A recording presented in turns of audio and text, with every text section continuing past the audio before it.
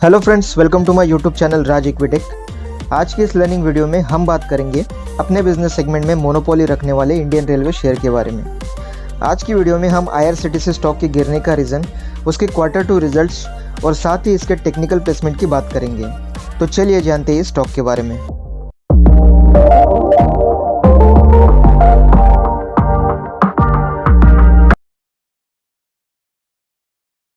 सबसे पहले इसकी Q2 अर्निंग की अगर हम बात करें तो कंपनी ने 1064 करोड़ की year on year total revenue September quarter में रिपोर्ट की है, जिसमें से 482 crore catering business, 371 crore online ticket business, 90 crore drinking water business और 124 करोड़ टूरिज्म बिजनेस से आया है।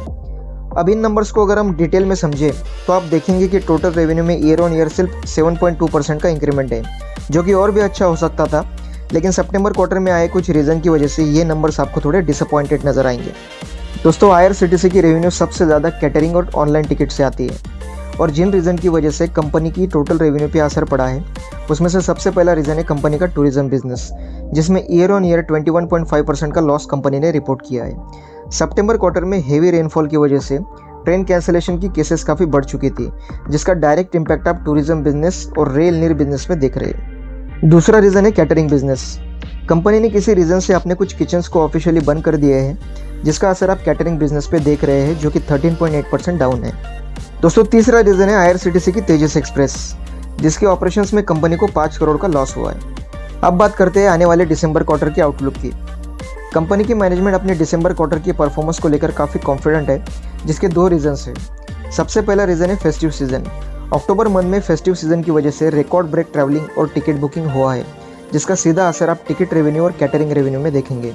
और दूसरा रीज़न है रिजर्वेशन पीरियड का कम होना, जिसे कंपनी ने 1 नवंबर से 120 डेज से 60 डेज कर दिया है, जिसके कारण टिकट कैंसिलेशन की केसेस भी कम होती हुई आपको दिखाई देंगी। दोस्तों, अब बात करते हैं आईआरसीटीसी स्टॉक के टेक्निकल और चार्टिकल प्लेसमेंट की। आईआरसीटीसी का लॉन्ग टर्म चार्ट अगर आप देखें तो ये स्टॉक अभी भी एक क्लासिकल अपट्रेंड में है और इस समय काफ़ी इंपॉर्टेंट सपोर्ट पे आके ट्रेड कर रहा है। लेकिन इसका डेली टाइम फ्रेम चार्ट अगर आप देखें तो ये आपको थोड़ा बेरिश दिखाई देगा। 18 सितंबर को 50 डे सिंपल मूविंग एवरेज ने 200 डे सिंपल मूविंग एवरेज को नीचे की तरफ ब्रेक किया है, जिसे हम टेक्निकल टर्म्स में डेथ क्रॉसओवर भी कहते हैं। इसी के साथ अगर आप देखें तो ऊपर से एक ट्रेंड लाइन भी बनी हुई है, जो कि रेजिस्टेंस का काम करेगी। अगर ये ट्रेंड लाइन आने वाले 1-2 दिन में ब्रेक होती है तो यहाँ पे एक स्ट्रॉन्ग शॉर्ट कवरिंग पॉसिबल है, लेकिन करंट मार्केट सेंटीमेंट को देखते हुए इसके चांसेस थोड़े कम हैं।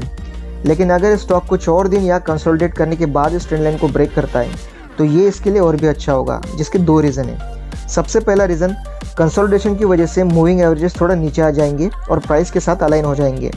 और दूसरा रीज़न है इस कंपनी के दिसंबर क्वार्टर के रिजल्ट्स, जो कि जनवरी में आएंगे, जिसके प्रॉफिटेबल होने के चांसेस भी काफ़ी ज़्यादा है। उसके बाद ही यहाँ पे एक बाय अपॉर्चुनिटी बन सकती है। तो दोस्तों, ये थे हमारे टेक्नो फंडा एनालिसिस आईआरसीटीसी स्टॉक के बारे में। आज की वीडियो आपको कैसे लगे मुझे कमेंट में ज़रूर बताएं, और प्लीज़ इस चैनल को लाइक, सब्सक्राइब और शेयर करें। Thank you.